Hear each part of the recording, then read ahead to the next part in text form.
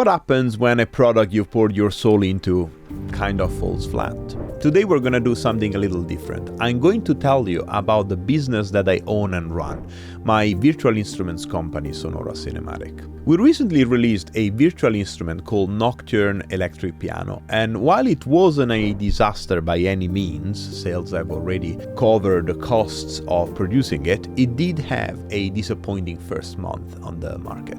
As you probably noticed, in the last year or so, I have momentarily put aside a good chunk of the other areas of focus of my career as a composer and sound designer to build this company, and I've really put a lot of effort into it. I really believe in it. I think I have something to offer to the market of virtual instruments. I have so many ideas that sometimes I have troubles prioritizing them and seeing things with an analytical eye rather than just with a creative one. So when things like these happen, it does suck a little bit, especially after a sequence of 3-4 very successful products that in many ways I think really put our brand on the map for many musicians. So I want to reflect on the reality of running a company in an extremely saturated market that is changing dramatically before our eyes, putting the accent on what it means for the end user and on how these influences our decision making and the way we develop and market new products. Most of the products that we develop start from an idea that I have, like Harmonic Bloom, for example, that came from working with resonant filters, or from seeing a product already on the market that I think I can do better. Panorama guitars, for example, there are a lot of post-rock guitars on the market that I don't think sound very post-rock at all, so I decided to make our own. Others simply start from the input of a particular musician, like Panorama Acoustic, where Matteo Naum, the guitar player on the session, pushed me to explore how the Aria engine that we developed for Contact would sound with acoustic guitars. Nocturne was a bit different, as I had a bit more of an emotional attachment to it. If you don't know the story from the video on the Sonora Cinematic channel, it basically goes like this. I found a mid-70s electric piano in a shop, which was a Pianet Model M that I absolutely fell in love with. It had a very special sound, and I particularly loved running it through pedals, guitar amps. It basically played it non-stop for a little over a week until something went terribly wrong with the circuitry and it caught fire, luckily not harming anyone. So I went on a mission to find a similar model I did in a studio in Glasgow, and we sampled it thoroughly, exactly the same way I envisioned sampling mine, and the result was Nocturne. Now, when I started producing this, I was fully aware of the huge amount of electric pianos that were on the market already, so I knew we were not going to have an easy time marketing this product. So during development, I started working on its unique selling points. This was supposed to be part of our Select series, a range of virtual instruments that I started with Emma Legato a few months ago.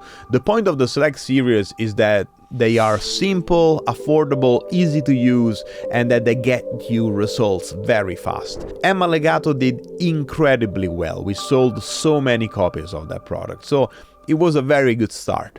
With Nocturne, we delivered the 4 signals I recorded in the studio in a pretty straightforward interface, I think. The 4 signals are a direct out capture, a Fender amp, the mechanical sound, mechanical noises that the mechanical part of the instrument make, and the 4th one wasn't planned at all. Our engineer had an old Roland tape echo with a super dusty tape in it that we recorded, and it sounded awesome. All these signals, with the exception of the mechanical noises, were all mono, of course, and one thing that I love to do with mono instruments is to double track them. If you don't know what this is, it simply means to record a passage of music twice, so that you can pan the 2 passes, hard left and hard right, and you get this beautiful organic stereo image. So I thought, we have several round robins recorded, how about we add a little switch to the instrument that takes different round robins and spreads them automatically.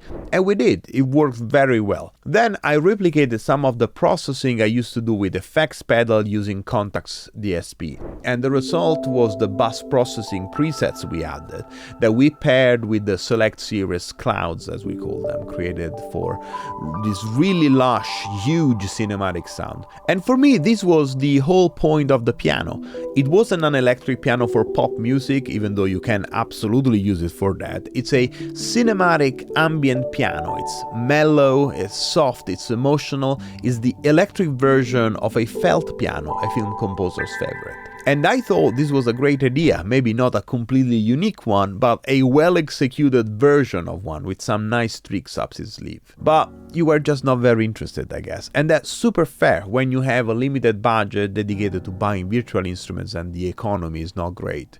I know that asking you to buy a sample library is a tough ask, and the response to Nocturne has been less than exciting. Now, I am absolutely not saying this to complain. I'm sharing this to include you in the process of me analyzing this failure and adjust our next moves. Unfortunately, and I know you know if you've spent any time shopping for virtual instruments in the past 10 years or so, as I already said, this market is incredibly saturated. There are a lot of companies of all sorts of sizes offering all sorts of products in all sorts of price ranges, and here's what you see if you're a sample developer like me approaching this market. It's harder than ever to be noticed. Social media platforms are increasingly pay-to-play, which means that after living through the era of paid ads are accessible to everybody, we're now at a stage where there is so much stuff that the marketing spend to be noticed needs to increase a lot. And pair this with the fact that we are operating in a market with a pricing structure shaped by a series of companies that made a point of relying on absolutely huge discounts to sell. And when everything is on sale all the time, a sale is not an event anymore, it's the norm, and that source of revenue crumbles. The bar for quality is also higher than ever, which is great, but we live in a contradiction where customers want innovation, uniqueness, and quality for very low prices. I also want to make another point on marketing. I don't think too many customers realize how frustrating the changes in the algorithms that power the social media we all use affect this space. Our attention span is lower than ever, and the idea of building a following exclusively through organic content maybe is not dead, but is definitely harder than ever to achieve. Thousands of bits of content get algorithmically fed to us on a daily basis, so we need to use clickbait titles and make crazy faces on the video thumbnails to get you to even be shown our content in the first place. This very much reflects in the products that get released, I think. I always have two big questions in mind when I start developing a product. Number one, is there a gap in the market? And number two, is there a market in that gap?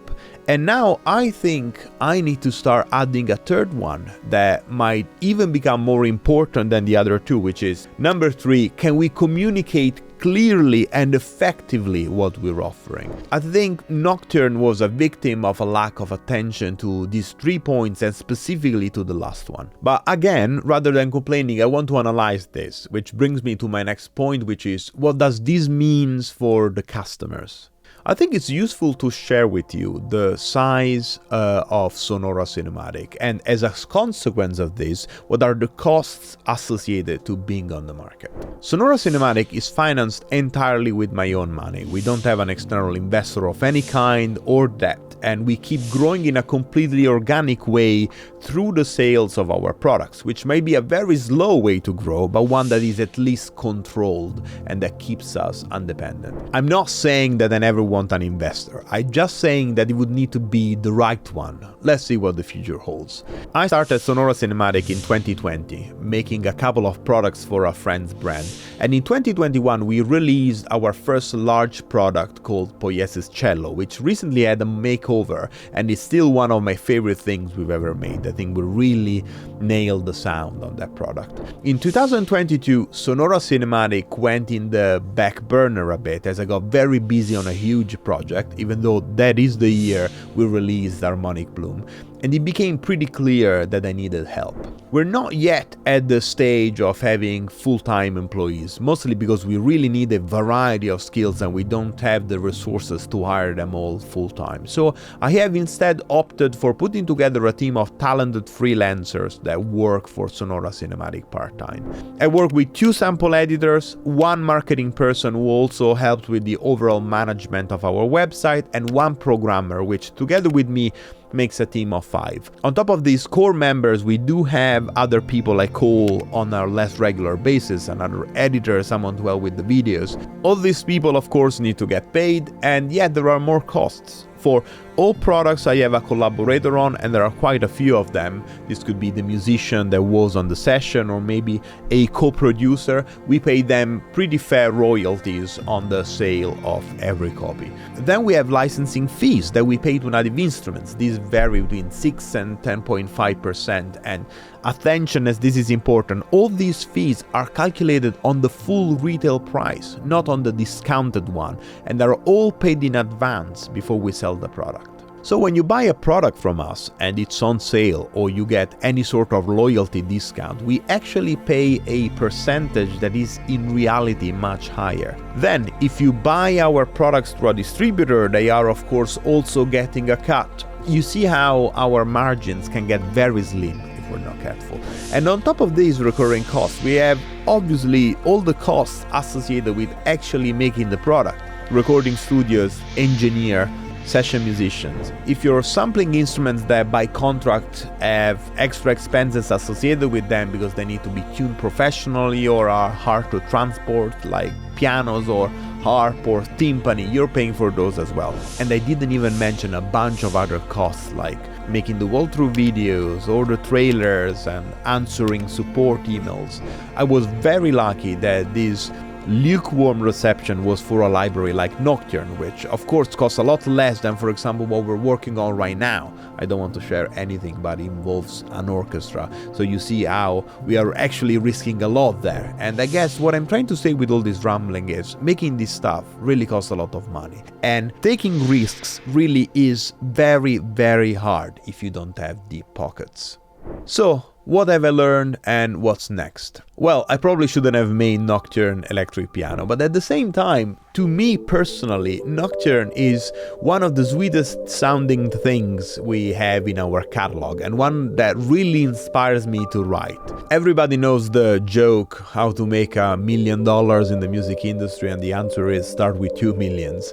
I really don't do this for the money. Anyone in this business will tell you that there are 1,000 better ways to do that. I do this because making sounds fills my creative bucket. So I guess I need to operate finding a balance between things that work for the market and things that we want to make, hopefully staying in the bit of the Venn diagram where the two circles overlap.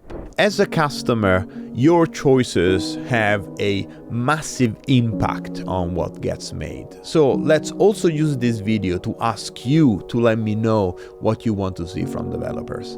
Again, I have a lot of ideas and we're working on a number of products right now, but in this day and age, we have the tools to create a direct communication with users of our products, and there's absolutely nothing I would treasure more than your opinion. Thank you so much for bearing with me. This really was a bit of a chaotic video. I just had a few things I really wanted to share with you in a more spontaneous way.